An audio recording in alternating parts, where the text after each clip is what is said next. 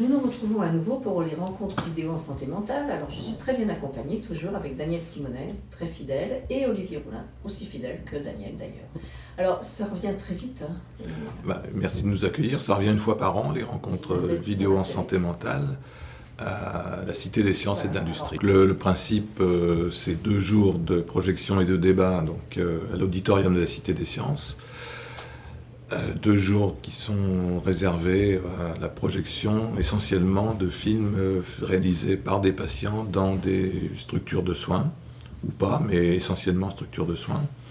Il y a également quelques films de professionnels qui sont proposés. Quelle année ça fait combien d'années? Donc cette année, c'est la 14e édition. Ah oui, d'accord. Oui, je ne pensais pas à ce point-là. Oui, ça passe vite. Et vous avez du monde à chaque fois. Il y a vraiment beaucoup de monde qui viennent. Oui, il y a 500 ou 600 inscrits tous les ans. Oui. Et les films, alors comment on vous envoie? Bon, vous êtes dans un CATTP, donc... Oui, donc moi je suis infirmier dans un CATTP à Paris, à Maison-Blanche, hôpital Maison-Blanche.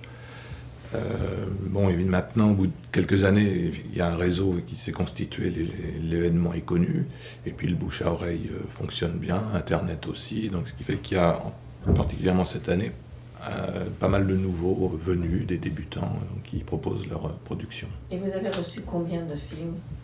55 cette année. Ah oui, c'est beaucoup. Et alors, comment ça se passe pour les sélectionner? Parce que vous ne passez pas forcément les 55 films. Non, il n'y a pas le temps sur 2 jours. Il y a un groupe qui se réunit pendant presque une semaine pour tout visionner. Pour tout visionner, puis faire une sélection.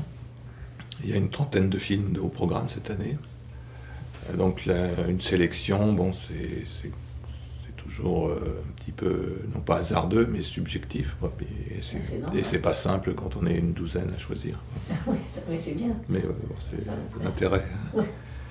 Et alors, il y a des critères quand même. Est-ce qu'il y a un critère sur la longueur déjà? On essaye, de fait, oui, forcément, il y a un critère. On essaye de ne pas programmer de film de plus de 30 minutes. Quand c'est 10 minutes, 20 minutes, c'est le bon format. Mais ça n'empêche pas de programmer un film s'il est plus long et s'il le mérite, entre guillemets, quoi. Et alors là, sur ces 50 films, donc vous êtes 12 à sélectionner, et il faut en choisir 30. Olivier Roulin, vous faites partie un peu de ce jury? Oui. Ça doit être dur quand même, non? C'est pas évident. Surtout que bon, pas seulement par rapport au niveau des qualités, mais comme l'a dit Daniel, effectivement, on n'est pas toujours tous d'accord.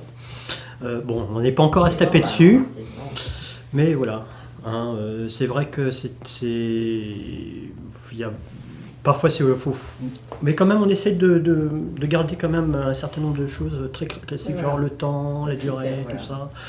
Donc voilà, on essaye. Mais bon, c'est pas toujours facile parce qu'il y en a qui sont parfois, même si la durée de temps dépasse un petit peu, il y a quand même une certaine qualité, tout ça. Alors on a envie un petit peu parfois de se laisser un petit peu aller mais bon.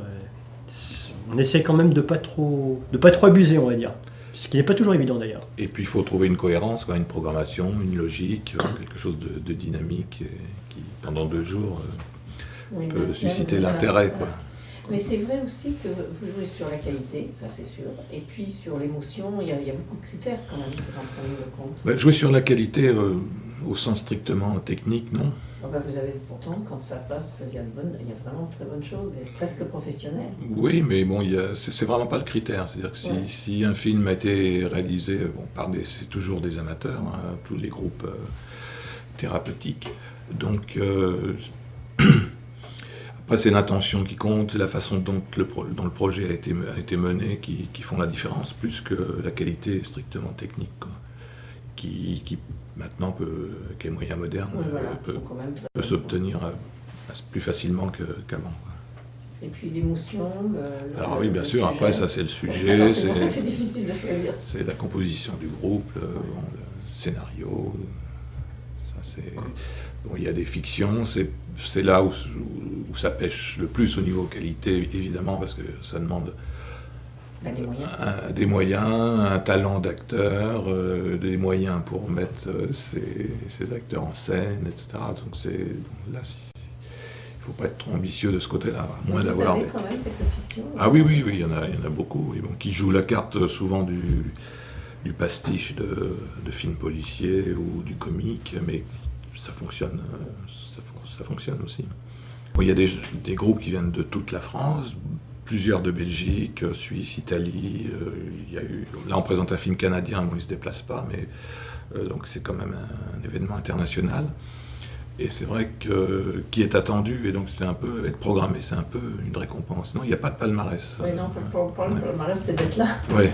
d'être sélectionné. Oui. Et alors après, Olivier Rollin, vous avez animé des après-midi, des journées comme ça. Et sans ça, effectivement, la plupart sont d'accord pour se dire que bon, la plus belle récompense, c'est de pouvoir parler de son film, de ce qu'on a fait, qui a duré pendant je ne sais combien de jours, parce qu'il arrive que même il y a des films, il y a des équipes qui mettent peut-être plusieurs années même pour faire tel ou tel projet filmique. Donc c'est intéressant et émouvant à la fois. C'est très émouvant, je trouve. Ouais. Autant que le film, en fait, que les gens viennent parler de ce qu'ils ont fait, c'est très émouvant. Mais c'est pour ça que c'est un peu plus...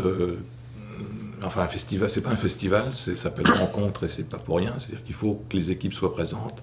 C'est extrêmement rare et exceptionnel qu'on présente un film sans les réalisateurs. Et le moment de débat après le film est essentiel, quoi. Oui. Et la rencontre, même en dehors ou dans les couloirs de la Cité des Sciences, ou après, ça fait partie de l'événement. Alors le public, c'est un événement ouvert à tout public, hein, donc il y a des équipes soignantes, il y a des patients, il y a des familles, des visiteurs de la Cité des Sciences, c'est vraiment ouvert à tous. Et c'est vrai que bon, les familles, ça arrive que c'est arrivé qu'elles viennent voir et découvrir avec surprise ce que faisait l'enfant ou le parent, quoi. De toute façon, c'est aussi un plaisir, parce que ça se voit. Vous avez du plaisir à faire ça. Ouais, j'aurais bien voulu avoir ce plaisir l'année dernière, mais malheureusement j'ai eu quelques petits problèmes de santé. Olivier, lui, il fait un peu comment on dirait, le monsieur loyal, l'animateur, le présentateur. Voilà, tout à fait. Je rappelle que c'est un événement qui se déroule les 22-23 novembre à la Cité des Sciences et de l'Industrie, qui est organisé en partenariat par la Cité de la Santé, c'est une structure de la Villette, l'hôpital Maison-Blanche, l'association L'Élan Retrouvé et les CMEA. Mais c'est important de le dire, et que les personnes, si elles ont envie de venir, c'est ouvert à tous. Oui, il faut se présenter à la Cité Voilà. de la Santé, quoi.